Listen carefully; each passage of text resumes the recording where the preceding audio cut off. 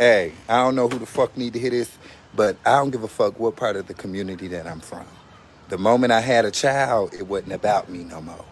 And as quiet as it's kept, I don't want to raise no motherfucking sissy. Bitch. How about that? I want grandchildren. Now, if he decide to be a part of that lifestyle, I'm all for it. But I'm not enforcing, encouraging none of that. They say, well, Bino, you don't show no love and affection in front of your child. No, bitch. Two men's kissing ain't normal. What happened to a child receiving love? Receiving and seeing it is two different motherfucking things. And I want him to receive it. He don't gotta know shit about what I do in my bedroom. That's grown folks' business, bitch. I'm raising me around this motherfucker. This is a man, like I said, of that community that expresses that he is not raising a sissy. He wants grandchildren, but also says that the moment he had a child, he knew it wasn't about him. He says he's not raising, a child that way, LGBTQ.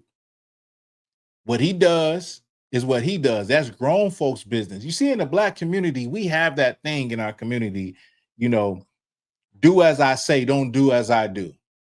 You even grew up in the Black community in the hood. You have all the OGs and the gangsters saying, hey, stay in school. Stay in school. Like, while they're being the example and doing what they doing in front of you, they'll be like, stay in school. And like in a household with Black people, you have Black parents that would say, this is grown folks' business. This is grown folks stuff. You can't do this. You can't smoke cigarettes. You can't drink beer. But they do it in front of you. They live the lifestyle in front of you. Kids are not stupid. Kids ain't, naive. Kids are very smart. Very smart. They're smarter than a lot of y'all will give them credit for. They observe, they see what you're doing, and then they grow up and do the thing. They grew up and do that same thing. So he thinks in the LGBTQ world that he can live that life and his son won't aspire to try it and live that life also. He's mistaken, like a lot of Black folks are mistaken. A lot of Black folks, that the things that you do, whether it's smoking weed, smoking cigarettes, doing all type of drugs, living a party lifestyle, living a degenerate lifestyle, living an alternative lifestyle, hating on other Black people, hating on other Black women, hating on other Black men, saying all of this evil stuff. Your kids are going to do it too. They're looking at you. They're going to do it too. That right there is just confusion right there. First of all, you know why it's confusion? You see this a lot. This is the first time I've seen it like this. But you see this a lot on the other gender. You see this a lot with women.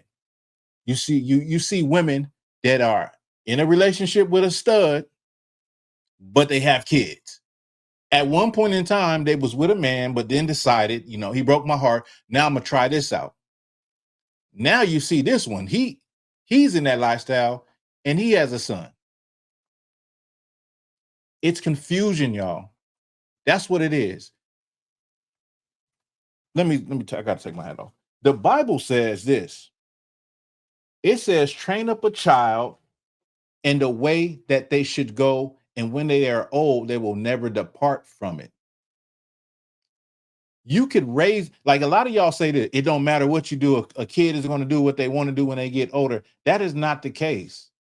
That is just an excuse to not put your foot down and not be responsible for your children and teach them values and teach them morals and teach them etiquette and manners and all of that. That's just an excuse. You know what I mean?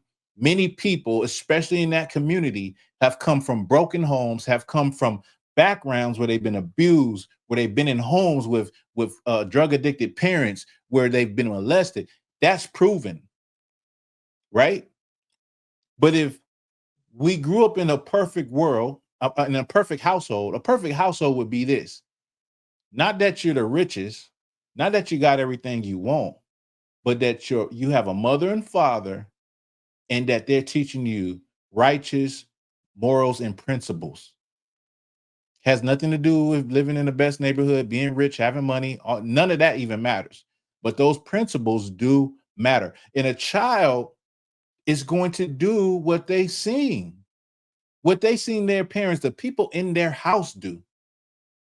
We all know this. Even if you don't drink now, you tried it. Even if you don't smoke now, you tried it. Even if you didn't do drugs, you tried something, right? At one point in time, if you grew up and that's all you seen, it's all you seen. You see people in your household doing drugs. You come out in the neighborhood, everybody's doing drugs. They're gangbanging. They're doing this. They're doing all kind of foolishness. You're going to fall into that unless you have a strong foundational base from your immediate family. That's how it's going to be. That's how it is, because you can see a lot of successful people. They came from successful families that had those values, and they basically just kept doing it and doing it and doing it through generations in the Black community. But I can't live a certain life as Thawahgabar and move a certain kind of way and roll blunts and smoke weed in front of my kids and then be like, what the hell you doing? Why you got weed in your drawer? What the hell you, who told you to start smoking cigarettes? Come on, man.